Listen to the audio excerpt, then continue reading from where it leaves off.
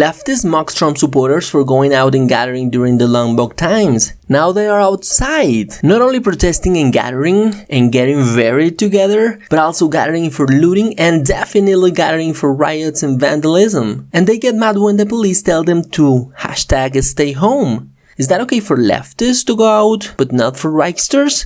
We have a couple interesting articles to comment on. Stay tuned until the end and let's find it out together. Here we go! Guys, welcome to RealityExplaining. Here we comment on the Twitter sphere, things that happen in the crazy world of social media. Subscribe and share this video. Guys, this is the Business Insider Facebook. On sample 1, we have an article on Trump and the Tulsa rally and how it is, end quote, extremely risky and not just for the people going, end quote. Now, we know they are referring to the Lombok and the risk of transmission. As usual, the best thing that we can do is to avoid crowds and #stay home.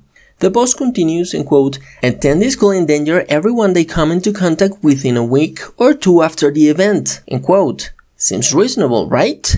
Introducing sample number 2. Same Business Insider, this time, don't blame Black Lives Matter protests for the spike of the Lombok cases across the USA. Evidence suggests being outdoors, spaced apart and with a mask on is the safest way to hang out, even though it carries risks.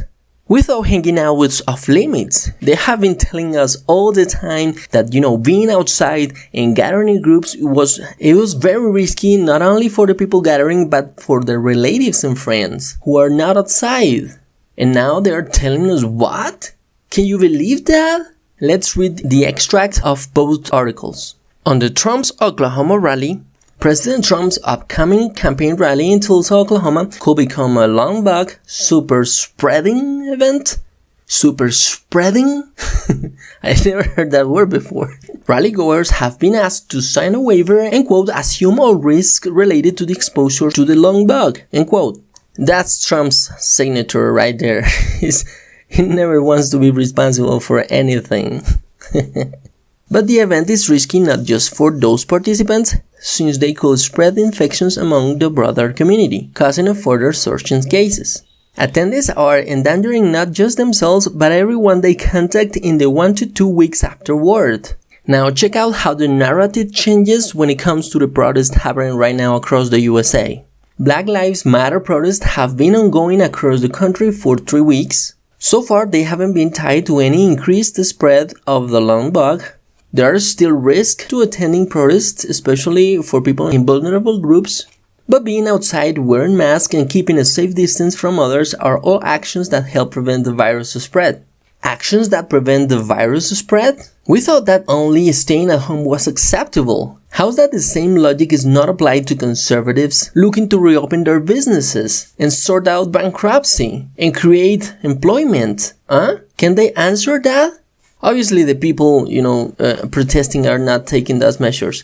Evidence in video shows crowded protests, crowded lootings, crowded rioting. And we already know that this strategy didn't work in Florida. They applied the same measures mentioned before, and even like that, cases are spiking in the state. And now, that is a state with a lot of space. A lot of space in the beaches, a lot of space in the ground. And even like that, they have been experiencing an increase in the cases of infections.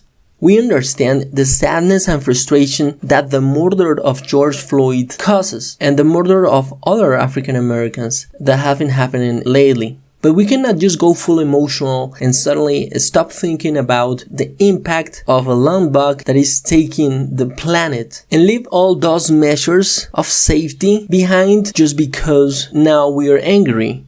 We are endangering our own relatives. We are endangering the elderly that live around us. We are endangering children and people, with diabetes, obesity, and respiratory problems. Nothing has changed with this global health issue. So why are leftists acting like if it is already gone? News outlets are already covering the increase in Lombok cases in the cities where people are protesting, although they are still shy to make a predictable and logical link between protesters, looters, rioters, and the spike of these cases and deaths. And that is the problem right there. Protesters are monopolizing the narrative every time there is an unfortunate case of a black man killed by the police. That is something unfortunate, no doubt. But little by little they are becoming the dictators of a narrative. Whatever they say might be repeated by leftist beta male that cannot stand in favor of common sense and say, I feel your pain, man. I really feel it. But we are facing the most devastating massive infection episode in our recent history. And it's our duty to fight against it. And the way to fight it is very simple. Like Samuel L. Jackson said, just stay the F home. Black Lives Matter leaders are using this narrative in these specific moments after the murder of a black man, in which they present this idea that black people are under attack all the time just because the color of their skin, which make it the idea of the institutional racism. The problem is that they are wrong intended. In conclusion, it's dangerous how the radical left and the infection of spoiled kids take over the narrative on Twitter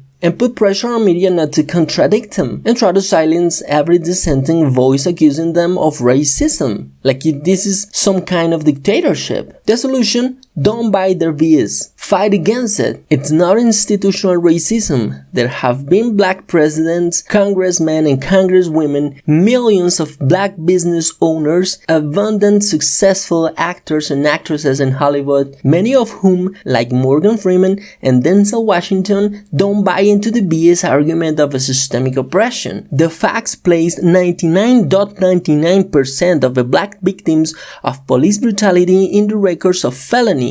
The police brutality that shouldn't have happened, we agree, was the response to felony, not the response to race. If somebody got shot by police for a reason, I am a young, black, rich. If that don't let you know that America understands black matter these days, I don't know what it is. That's it, thank you. Give us a treat. Like and subscribe and share this video on your social media to activate YouTube's algorithm and make the message reach a larger audience. Engage. Don't let fictions take over social media. Speak, comment, tweet, share this content. Don't let the BS win.